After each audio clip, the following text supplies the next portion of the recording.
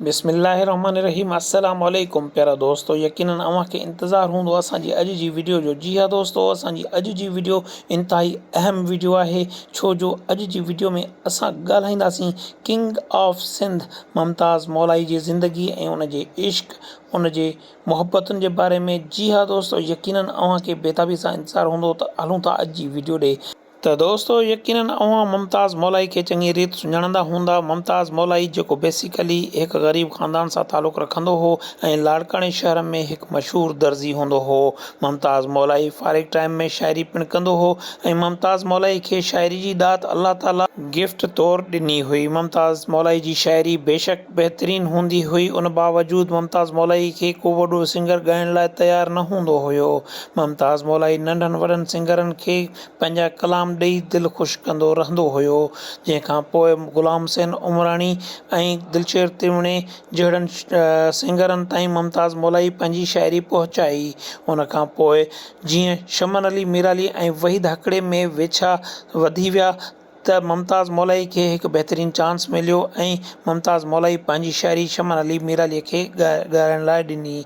मुमताज़ मौलाई जी शायरी ॻाए शमन अली मीराली पिणु ॾाढी ख़ासी मशहूरी माणी। मुमताज़ मौलाई एक बेहतरीन शायर त ज़रूर हुयो, पर पेट जी बुख खेसि वतन छॾण ते मजबूर कयो ऐं मुमताज़ मौलाई दुबई रवानो थी वियो। दुबई में एक शेख जी ड्राइवरी कंदो रहियो। कुछ अरसे खां पोइ मुमताज़ मौलाई जॾहिं पंहिंजे फाइनेंशियल बीहक खे मज़बूत कयो त वतन वापसि अची पहुतो ऐं उन दौरान हिन जी मुलाक़ात निगत नाज़ सां थी, जंहिंखे मुमताज़ मौलाई एल्बम करण जी ऑफर कई, जंहिंजो समूरो ख़र्च ऐं पब्लिसिटी मुमताज़ मौलाई पंहिंजे कुल्हनि ते कई, जेका ऑफर निगत नाज़ ख़ुशी ख़ुशी क़बूल कई ऐं इते निगत नाज़ सां मुमताज़ मौलाई जी वेझड़ाइप जी शुरूआत थी चुकी हुई ऐं मुमताज़ मौलाई निगत नाज़ असांखे हर जगह हर प्रोग्राम ते गॾु नज़र ईंदा रहिया।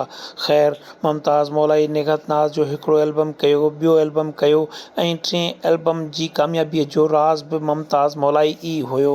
मुमताज़ मौलाई सां बेवफ़ाई थी या निगत नाज़ मजबूर थी करे मुमताज़ मौलाई जो हथ छॾियो, इहा त ख़बर असांखे कोन आहे, पर मुमताज़ मौलाई ऐं निगत नाज़ जी जुदाई मुमताज़ मौलाई खे जोड़े छॾियो ऐं मुमताज़ कुझु अरसे ताईं परदे तां गुम रहियो। उन खां पोइ मुमताज़ मौलाई पाण ॻाइण जो शौक़ु ज़ाहिर कयो ऐं एल्बम जी अनाउंसमेंट कई, जंहिंमें दोस्तनि मुमताज़ मौलाई जो भरपूर साथ ॾिनो ऐं मुमताज़ मौलाई हिकु एल्बम करण में कामयाब थी वियो। सिंध जे मुहबती माण्हुनि पिणु मुमताज़ मौलाई खे दिलि में जाइ ॾिनी ऐं मुमताज़ मौलाई जो इहो एल्बम इंतहाई कामयाब रहियो।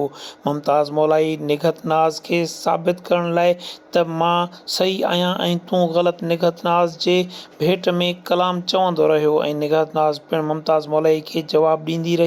ॿिन्ही जी इहा जंग हलंदी रही। अचानक मुमताज़ मौलाई जे ज़िंदगी में हिकु ॿी छोकिरी अची पहुती, जंहिंजो नालो हुयो फ़ाइज़ा अली। काफ़ी अरसा फ़ाइज़ा अली ऐं मुमताज़ मौलाई जो चकर बि हलंदो रहियो, जंहिंजी पुॼाणी अब्दुल हमीद अबड़ो जी शिकिल में तॾहिं थी जॾहिं फ़ाइज़ा अली पंहिंजी शादी जी अनाउंसमेंट अब्दुल हमीद अबड़ो नाले हिकु शख़्स सां कई। मुमताज़ मौलाई जो टियों स्कैंडल बि मंज़र आम ते अची चुको आहे। हिकु औरत जेका मुमताज़ मौलाई जी घरवारी सॾाए थी, उन मुमताज़ मौलाई जे बारे में तमामु घणो घटि वधि ॻाल्हायो, पर उन हूंदे मुमताज़ मौलाई जी अल्लाह पाक इज़त रखी आहे ऐं अल्लाह पाक जंहिंखे इज़त ॾींदो आहे उनखे इज़त ॾियणु असांजो ऐं अव्हांजो फ़र्ज़ु आहे। मुमताज़ मौलाई हिन वक़्तु सिंध जो शान आहे ऐं सिंध जे बहितरीन सिंगरनि मां हिकु आहे। मुमताज़ मौलाई हिन वक़्तु सिंधी म्यूज़िक जी पहचान बणिजी चुको आहे। यकीनन अव्हां मुमताज़ मौलाई जा फ़ैन हूंदा। जेकॾहिं अव्हां बि मुमताज़ मौलाई जा फ़ैन आहियो त असांजी हिन वीडियो खे ज़रूरु लाइक कजो। वीडियो सुठो लॻे त दोस्तनि में शेयर कजो, कमेंट करे पंहिंजी राय खां आगाह कयो। असांजे चैनल खे सब्सक्राइब कयो, साण ॾिनल घंटी जे बटन खे दॿाए नोटिफिकेशन ऑल ते करे छॾियो त जीअं असांजी वीडियो सभ खां पहिरियां अव्हां ताईं पहुचंदी रहे। पहिरियों दोस्तों, दुआउनि में यादि कजो। अॻे कंहिं वीडियो में कंहिं नई सेलिब्रिटी जी हिस्ट्री सां अव्हांजी ख़िदमत में हाज़िर थींदासीं।